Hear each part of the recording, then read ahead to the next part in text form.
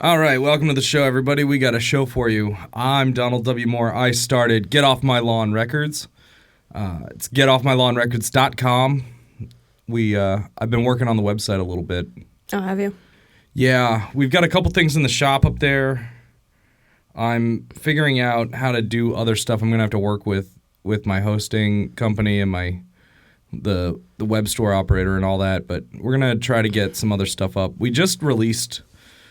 Sounds in Between? Yep. Probably by the time you're listening to this show, it'll be on iTunes, Amazon, Spotify, Pandora, all of it. We've submitted to everything. Okay. Download cards are incoming. We got physical CDs. You've been making the physical CD. You made what, 10 this week, right? 8. 8. I can make 10 if you want, but well, you told me 8 for this last run, so. Well, we got another. We're doing another.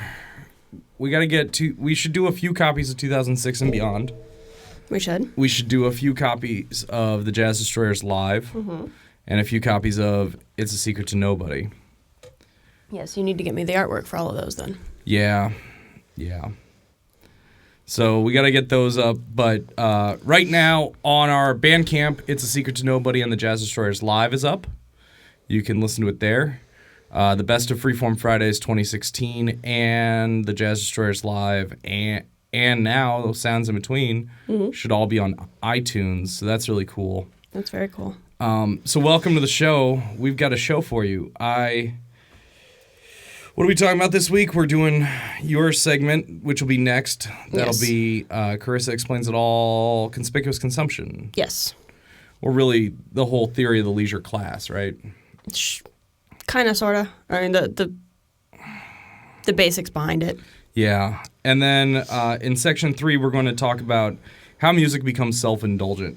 I alluded to it on last week's episode when we were playing Mario Kart, which we're going to do more of that in the future, but not for a while. Yeah. Because nobody wants to watch us play Mario Kart week in and week out. Yeah, though in reality, it'll become a necessity for a little while at a certain point, and then we'll be back to our regular show. I don't know about that, but yeah. I do. So welcome to the show. If you're new, hit subscribe, right? Mm-hmm. And if you're already subscribed, help a friend subscribe. We're up to 234. We're slowly working to our 1,000. Once we have our 1,000, I can live stream from the phone. And that would make life way easy. So we could theoretically, do a podcast in the middle of the freaking desert. Yeah. But once I get the equipment to do more Mario Kart appropriately, we'll be able to live stream this show as well. So that'll be nice. Okay. Because it'll cut down my editing. My editing is brutal for this stuff. Just brutal. So, who the bleep are you? Why are you sitting here with me? I'm sitting here because you make me. Yeah, that's true. You're my wife. Yeah, of almost 9 years. 9 years. Yep. Wow. And we're expecting our first. We are. So in a future episode, you keep telling me I keep coming up with topics for you to do these Carissa Explains It Alls. Usually though, it's because you're going, well, what do you want me to do? No, it's because, I'll do one and then you'll, in the middle of the podcast, chime in with, hey, you should do this next week. Yeah. That's a valid point. Once you say that, then I kind of have to do that next week. So when I stop doing that, what's our next topic? Vaccines. We're going to talk about the vaccine thing. Vaccines are going to be a 3-parter, I believe. Yeah. So we're gonna talk about vaccines and how they work in a later episode. But this week we're talking about conspicuous consumption. After that, we're going to talk about how music becomes self-indulgent.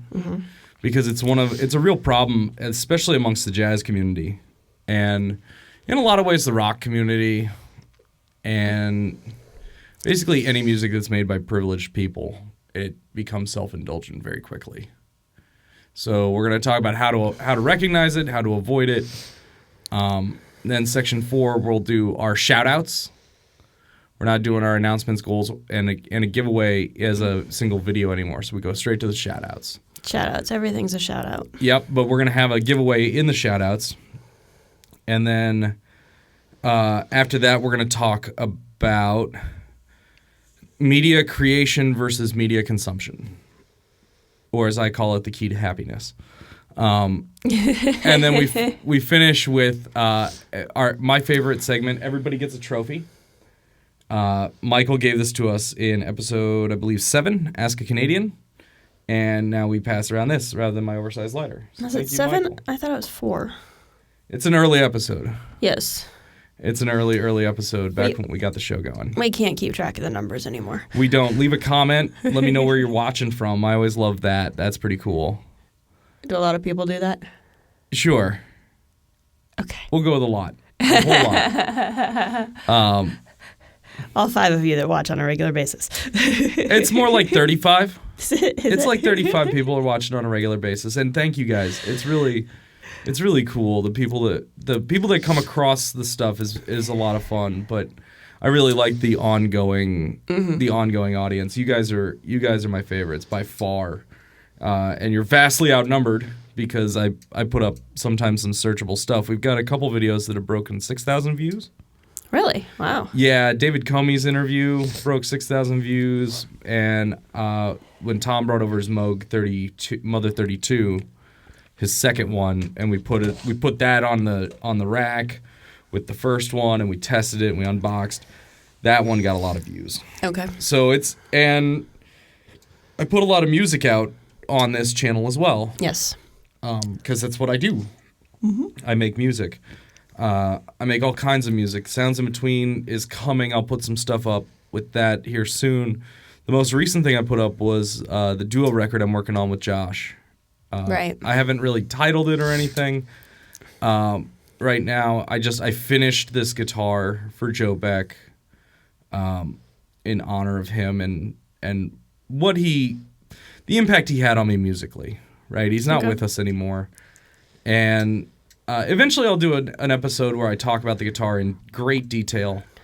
But for now, I've got some recordings up with it. I think I put up Blackbird. I know I put up the Schnitzel. And the response has been very good. I'm onto something, but it's going to take a lot more work, obviously. It's a perpetual process. Mm-hmm. So that's kind of what we have going. Now, what else? I kind of want to know what you guys what's going on in your world. I'm really interested in the kind of music other people are making. So show me, right? Show me what you're working on. I'm really interested in hearing it. And I'm not just saying that. I really love hearing other people's output. And how are we? We are tired. We're tired. We just had a sonogram. We did. We're on what, 18? Yeah, soon to be 19. Yeah. Week 19. So just giving everybody the update, about the size of a bell pepper? Bell pepper, artichoke, can of Coke, somewhere in there. Nobody cares. Nobody cares. I get it. So let's move on to section 2. This is Carissa Explains It All, Conspicuous Consumption. I'm going to give you the phone of controlling. The phone of controlling. And we'll let you drive for a while. Good, because it's been so long since I put the slide together, I'm not entirely sure what I put in here anymore. We did. We took a couple weeks off. We did. We slacked off for a while. Okay, so conspicuous consumption. I was making records. Yeah, that's what we'll call it. Definition and origin. The spending of money on and the acquisition of luxury goods and services to publicly display economic power as a means of either attaining or maintaining a given social status. I.e., I'm a rich guy. See how rich I am, therefore I am a leader. I'm trying to give the impression of a rich guy, yes. Yes. The term was introduced by economist and sociologist Thorstein Veblen. Yep. In his book, The Theory of the Leisure Class, an Economic Study in the Evolution of Institutions. Yep. Back in 1899. And it is as poignant today as it ever has been. Yes. In Europe, they deal with a lot of class issues on a political level, and they're very aware of class. Americans, we seem to be less in tune with the struggles between classes. So, all right. Right. So, history. Veblen used the term to describe the people of the upper class who used their wealth as a way of publicly manifesting their social power and prestige, either real or perceived.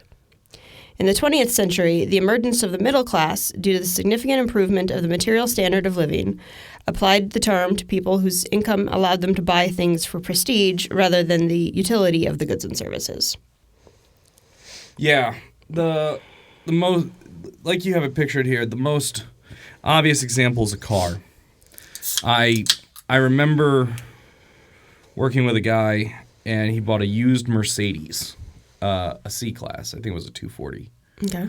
And he was very proud of the car. He was very happy with the car. He got it for a very reasonable price, about the price of like a new Honda Civic. And he was working on it and working on it and working on it. But he was just so happy because his wife had gotten a promotion and they wanted a car with more prestige, which to me is silly.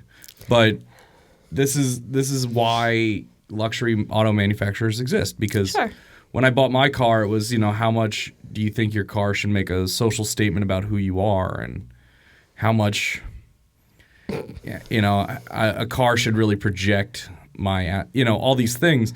I'm like, no, I bought the car because it was the cheapest new car you could buy in America. Yeah, I was gonna say when I bought mine, it was, it's cheap and efficient and will get me where I need to go. But that's the way we view it. Sure. But yeah, I mean, if you're in the market for a Mercedes, you're probably more likely to answer yes to those questions, that like a car shows who I am. So, does it show who you are or show who you want to be? Well, I'm not going to judge people for spending their money, how they're going to spend it. But yeah, that's the idea. In fact, in the 20s, in the Gilded Age, some of the greatest these beautiful big automobiles with 12-cylinder motors and things, were roaring down the street at a whopping 40 miles an hour. But that was like being able to do a $120 down the street today. But yeah, these cars also got 6 miles to the gallon? If that. So it's really but this was in an era where oil was cheap, and if you were wealthy, who cared?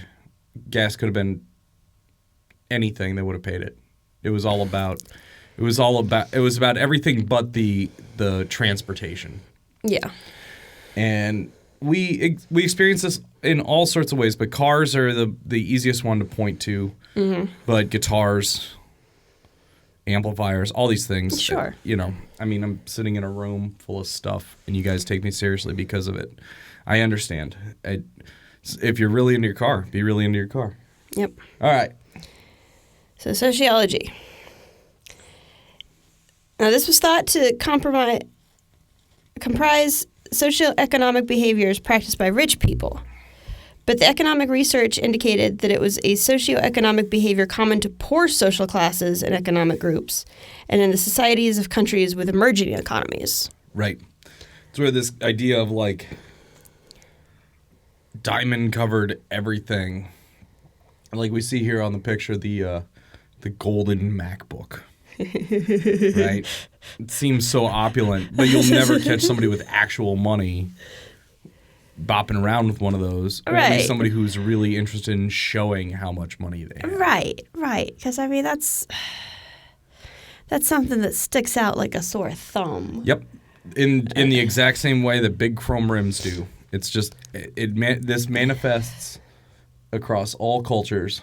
The aspirant, the rising, tend to have great displays of opulence. Okay. Apparently your dad's in Florida.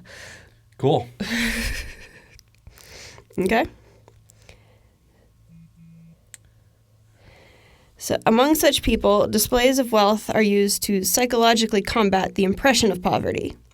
In The Millionaire Next Door, The Surprising Secrets of America's Wealthy, Thomas J. Stanley and William D. Dank reported that American millionaires are more likely to practice frugality than conspicuous consumption. Duh. They didn't get rich spending all of it. Right. Look at Warren Buffett. Yep. Warren Buffett is like the best example of this. Or Steve Jobs with his turtlenecks and jeans. It's still not an expensive suit. I'm thinking Warren Buffett's still living in the house he bought in Omaha in the 60s for 5 figures. You know, when he can afford literally anything on the planet. Right. It's a lot of that's cultural. So sure. You know, that's what sociology is. It's culture. Now we move on to conspicuous compassion, which is the practice of publicly donating large amounts of money to charity in order to enhance the social prestige of the donor. Yep, that's why they're great big checks. Uh-huh. It's a type of conspicuous consumption, and this behavior has long been recognized and occasionally attacked. You don't know New Testament story. Do you know the story? Kind of. It's been a long time. Yeah, okay. It's basically the gist of it is it's better for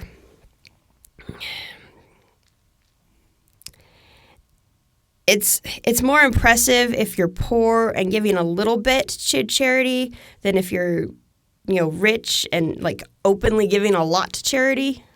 Right. And all of a sudden our levels are changing drastically again. Why are our levels changing? They just do. Okay.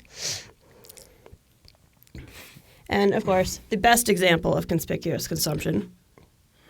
Well, yeah, because Donald Trump, you know, if you think about how he came up in New York, his dad became immensely wealthy, but Donald Trump was more interested in showing how wealthy he was. His dad was more interested in acquiring it, and Trump was more interested in exploiting it.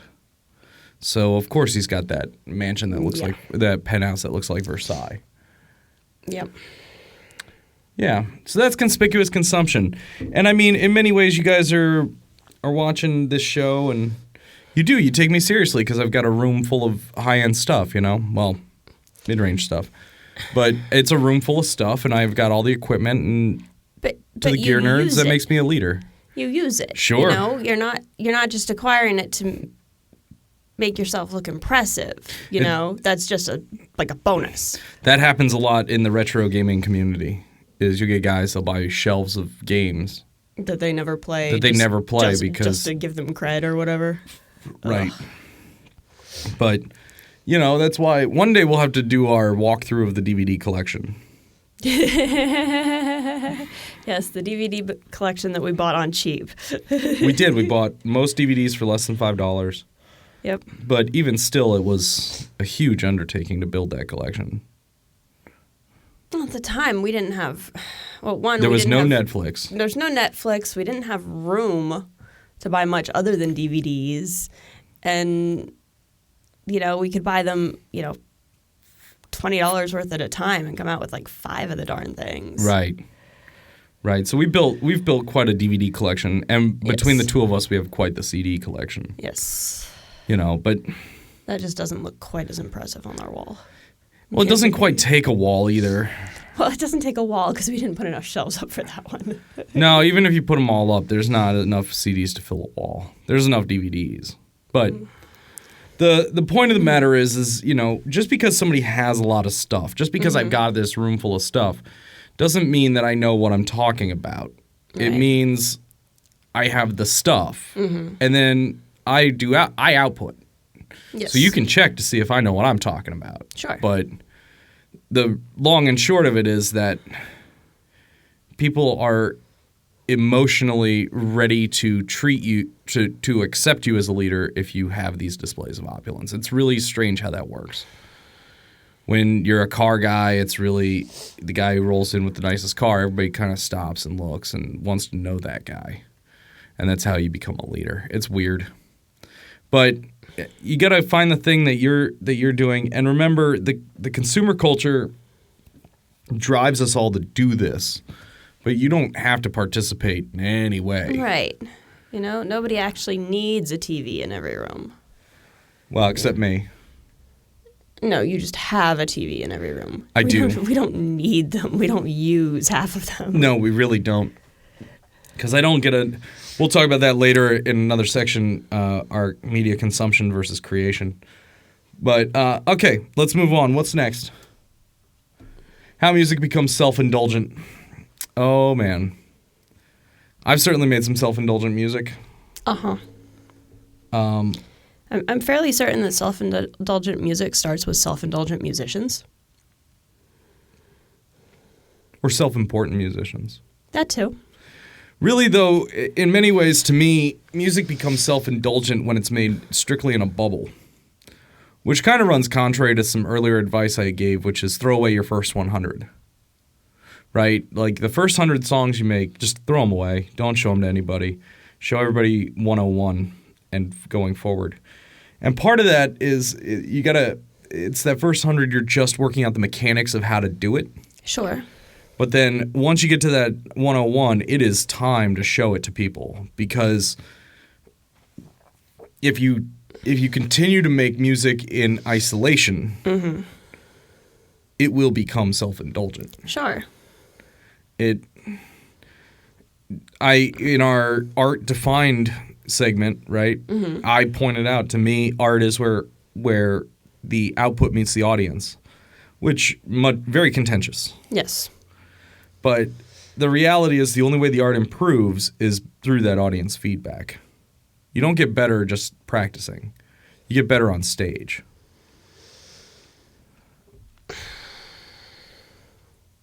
You get better on stage, but only if you're actually paying attention to the audience feedback. Well, because there's a lot of musicians that do not pay attention to the audience feedback. And, yeah, I can spend all day listing the guitarists I've heard over the years that do not know when to stop their darn solos. Hi. I kind of made a career out of it. Yeah, but, when you're doing a frickin' rock tune or a pop tune, your solo should not be longer than the rest of the tune put together. Yeah, it should not be longer than the verse. It should not be longer than any other one section. Yes. That's a good point. If you're trying to make music that's interesting to other people, vocals help a lot. I have a harder time because I'm an instrumentalist. Mm-hmm. But vocals help a lot. But then if you are going the vocal route, you want to limit the instrumental sections to individual sections within a song. Right. Now, granted, there's all sorts of great rock and roll out there with very extended instrumental sections. Sure, there's all sorts of psychedelic rock and prog rock and just goes on and on. And but the Doors got pretty self-indulgent, man. The Doors got pretty self-indulgent. Pink Floyd got pretty self-indulgent. It's just you were digging on that. And the only reason you were digging on it is because it was less self-indulgent than it was. Well, also during the time that they were getting self-indulgent, they were already immensely successful. Well, they were already successful, but it was also a period of, their audience was high. Yeah. So you're just grooving at that point. You're not really paying attention to the music so much as you're just absorbing it. Yep. So you can get away with that if that is your audience. But if your audience is stone cold sober, and not so much. Unless you're really, really good. And even then you got to be paying attention, because if you start to lose your audience, you're never getting them back. That's right. And even then, if you're going to go off into that realm of extended whatever, you got to read the audience. You got to be aware of them. Because ultimately, to me, it's not music if you're just practicing. It's not music till you go play it, till you play it out, till you put a record of it out. That's when it's music. But even then, if you don't find that audience feedback and you don't listen to it and you don't try to understand the perspective of those around you, mm-hmm. you're not going to be making music for other people. You'll be making it for yourself, and you will be paid that way. Yeah, and then not at all. Yeah, you'll be paid as if you're doing this for your own whatever. I've met more than one person who's viewed their songwriting as therapy. It's like, that's great. Nobody wants to hear that. Yeah. No. Nobody wants to hear you work through your problems. Everybody wants to hear when you get to the other side of that and you're ready to connect with them.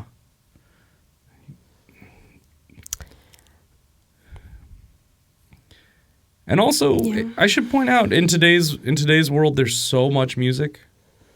There's a ton of it. Yeah. There's more of it than you'll ever be able to listen to. And everybody's got GarageBand on their frickin' phones now. I mean... Yeah, but so few people actually use it. Sure, but it's That's the there. other side of it. It's there. Anybody can access that. Anybody can use that. Anybody can put out music through it. Yeah, but I mean, there's more than 24 hours of music, of good music that's released every day. Sure. So it's very hard to break through that. But if you're self-indulgent and you're not paying attention to the audience, you don't have a chance. Right.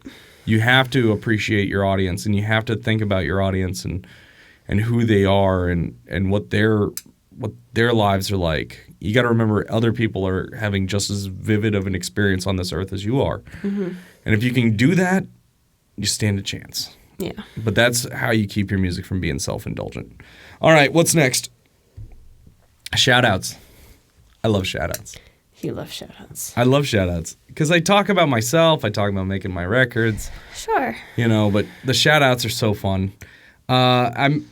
We got a couple of shout-outs on the label, right? First, shout-outs to Millicent Hughes. That record's going to come out later. That'll probably be the last one we put out this year. It's going to be a process. I just got a bunch of charts, and is she ready to start recording in a couple of weeks?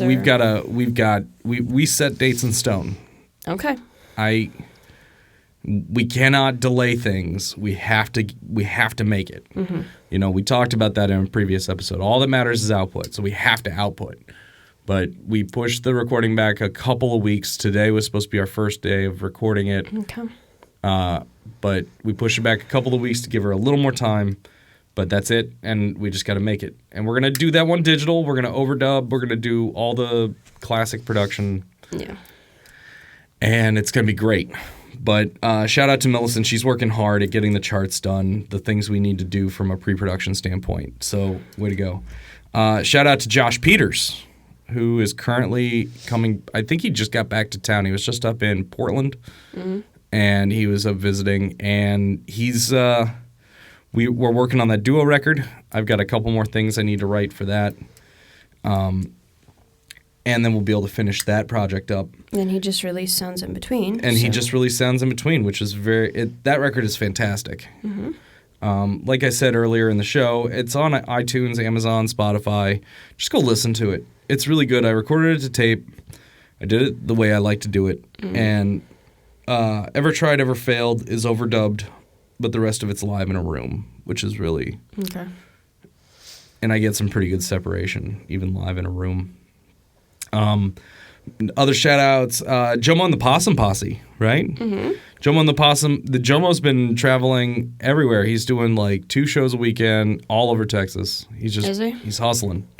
Good for and him. We got Jomo and the Possum Posse live at the Highball coming. Got the video kind of set aside. I should bring that all into Final Cut and synchronize that, bring the audio in later. We're still waiting on... He's taking a stab at his mix. He's still working on improving it, so that'll be coming soon. And then a shout out to Stephen Walker, who I just did some videoing with. I somehow I turned into a professional photographer. By definition, I get paid to take video, and nobody pays me for photographs, but video, sure. How's he doing with Escape from Ignorance? It's coming. He does a lot of different things all at once. Yeah. So, we're here to help him when he's ready. But we have to wait till he's ready, because I'm not going to make any money on that record. Like, it's a podcast. I'm not making any money at it. Yeah. He's a friend of the label. He helps videotape the stuff when he's around.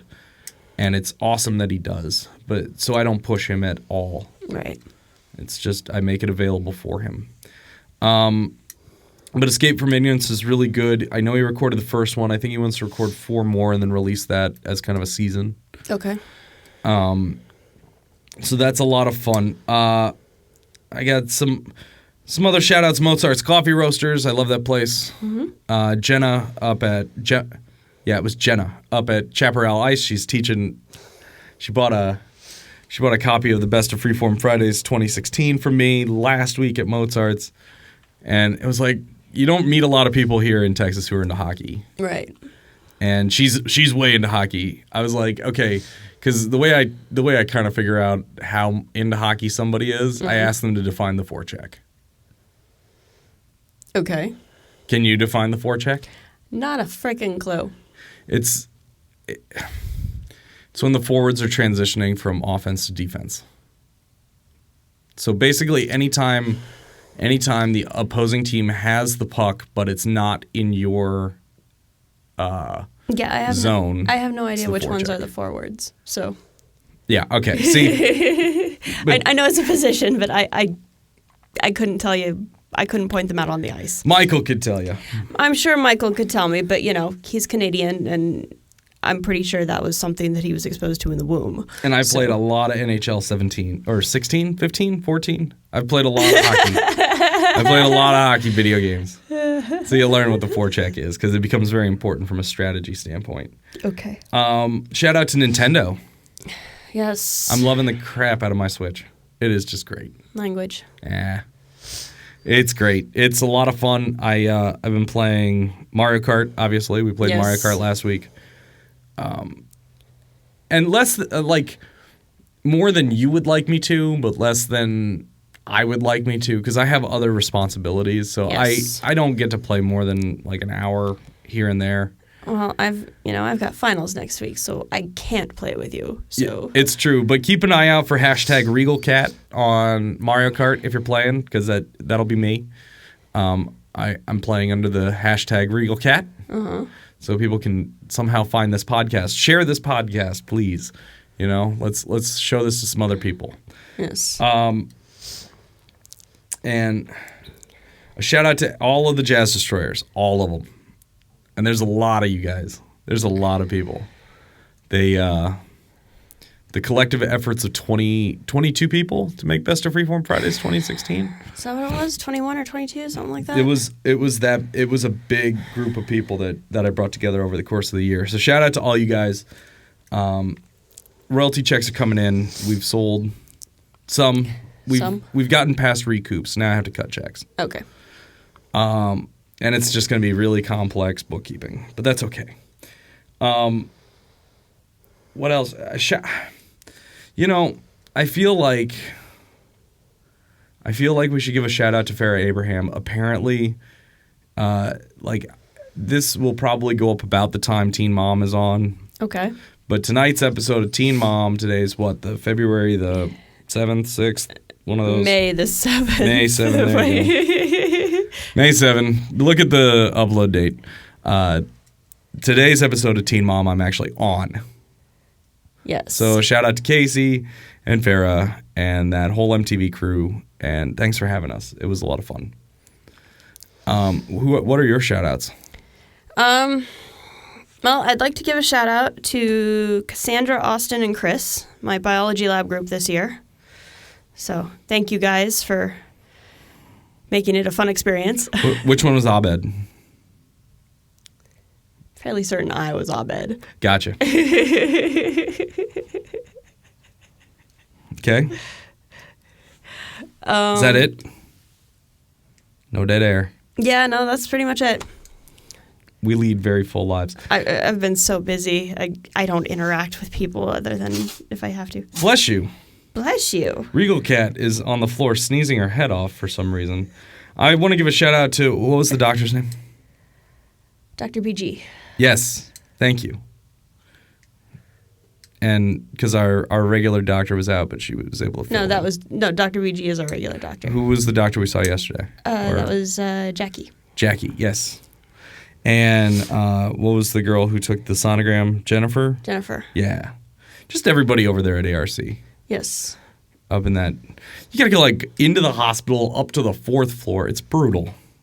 It's not brutal. I have the hardest time. And it's not even the hospital. It's like the building attached to the hospital. Well, I keep entering in through the ER and go, I went through the wrong door, and then I got to come out and go around. You go through the ER? Is that's what takes you so long? I get lost. It's pretty labyrinthy up there. It's really not. It's a lot, but shout out to everybody out there. And shout out to everybody on the Get Off My Lawn Records family Facebook page. Yes. Group. It's a group. It's a group. I don't post a ton. I just post the important stuff because I know everybody gets notifications, so I try to limit the number of notifications you get with that. But shout out to all you guys, and thank you for watching. And let's move on. What's next? I don't know what is next. Create more than you consume. Yes. So we're talking about, I mentioned Mario Kart, and I play some Mario Kart.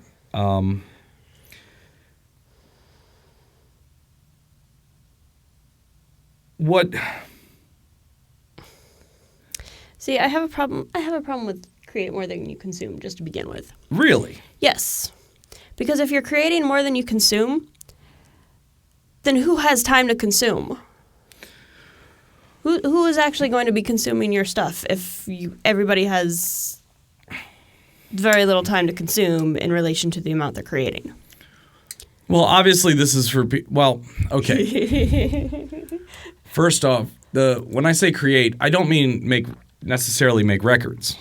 I mean, I like making records. That's the thing I create. Sure. But you can create a political movement. Sure. You could create a blog. You could create an entry for your blog. You could upload an episode of your podcast.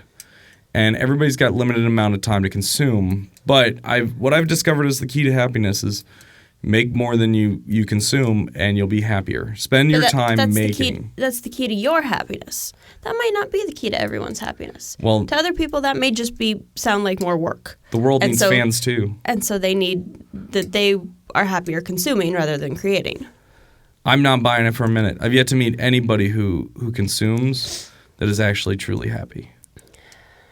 They all create. Everybody I meet who's really, really happy, they're all making something that they're very proud of.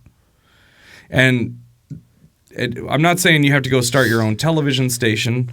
You could build a bookshelf. But making something tangible. Sure, but that doesn't mean you have to create more than you consume. You could create and consume in equal measure. It's an ideal. Because the reality is you have very little time to create or consume. We all have lives. We all have responsibilities. Sure. So you only have so much time to create, and you only have so much time to consume. But if you think about all that television you watch... What television? Not us. All that YouTube you're watching, you could spend that time working on something. And things like the reason it all works is because if we're all creating and we're all consuming each other's stuff, ultimately we'll just spend more time so it all balances out. If the world only has 10 minutes to listen to me, I will make the best 10 minutes ever. But then I need to be able to make something for that. That's the tough part when you're making large scale things like movies. Mm-hmm. Movies take like 3 years, and the collective effort of hundreds of people, at least on a large scale. Mm-hmm. And it's all to make 90 minutes of consumption. So somebody could still create for 2 hours and consume for 90 minutes, mm-hmm. and it still turns into a net positive for everybody. So create more than you consume. Or at least take it on as an ideal. Turn this on in the background and work on whatever you're working on to the dulcet sound of my voice, right? Mm-hmm. You can consume things passively while creating. That's fine. Sure. But the ideal is start making something and try to make something that will improve the world in some way. I try to make pleasant sounding music. Okay. That's the way I try to improve the world. Okay. Is through pleasant sounding music. I also make very angry music when I'm feeling like it, but I really like making pleasant music. You do. You do. I'm basically a smooth jazz musician when left to my own devices. Yeah, you channel Kenny G there. Not Kenny G. Boney James, Pat Metheny, George. All right. Not Kenny G, though. Yeah, sometimes. Sometimes you get close. Little Mike Sterney. I mean, it only sounds like Kenny G because I'm still getting... Well, the last time I really let myself go full smooth, I was still getting the suck out of my playing. That's why you think Kenny G. All right. So, create. This episode's almost over. As soon as it's done, I want you to get up, hook up that thing you've been meaning to hook up, solve that problem you've been meaning to solve so that you can finally do that project you've been meaning to do, and go do it and show it to me. That's it. I'll check it out, but you have to make it. You can't spend your whole life sitting around talking about how you're going to make it. You have to go make it. Sure. All right, what's next? Everybody gets a trophy. Everybody gets a trophy. I should put down my fidget cube. You should. It clicks really loud. Nah, it's all right. It's off axis from the microphones. Okay. So, I'm going to give you the Hustle Award. You've been crushing it this week. I've been trying. You've been doing great. I think my energy's starting to come back. Finally. Yeah. Finally. You're pregnant. You've been making discs, running errands, doing the housework you can do. It's great. Yep. You're really kicking ass. So way to go. Yep.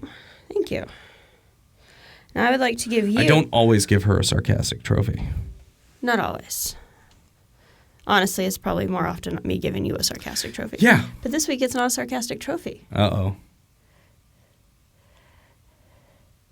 Now I'm worried. It's the you got off your butt and got the organ out of the garage trophy. I did. I spent 2 hours yesterday tearing apart a 1970s Wurlitzer organ with the Orbit synthesizer. I kept all the electronics. Yes. I don't know that I'll be able to keep them forever, but I'm going to try to find a home for them. So if you guys know somebody who would really like the guts from a Wurlitzer organ, I will totally put them in a box, and somebody just needs to pay for the shipping. Yeah. I just wanted the speakers and the amp. Yeah. But I'll give up the amp, too. I really just wanted the speakers. But yeah, we got all sorts of, circuit boards. And it's all discrete electronics, and it's the amp's got some old tubes in it, which is kind of cool. But, yeah, it took a couple hours, and holy cow, the thing was made well. Mm-hmm. Just really well put together, but it was starting to get busted. I have another organ right here. I've got two. It's silly to have two of them, especially when they sound so similar. Mm-hmm. This one had a little synthesizer on the top I was just never going to get around to. But I was sorry to see it go, but it had to go. Yeah. And I got a couple nice speakers out of it. It was physically falling apart, so it needed to. Yep. And I want to give everybody the Hanging In There award. Because we're at the end of the episode. So get off my lawn.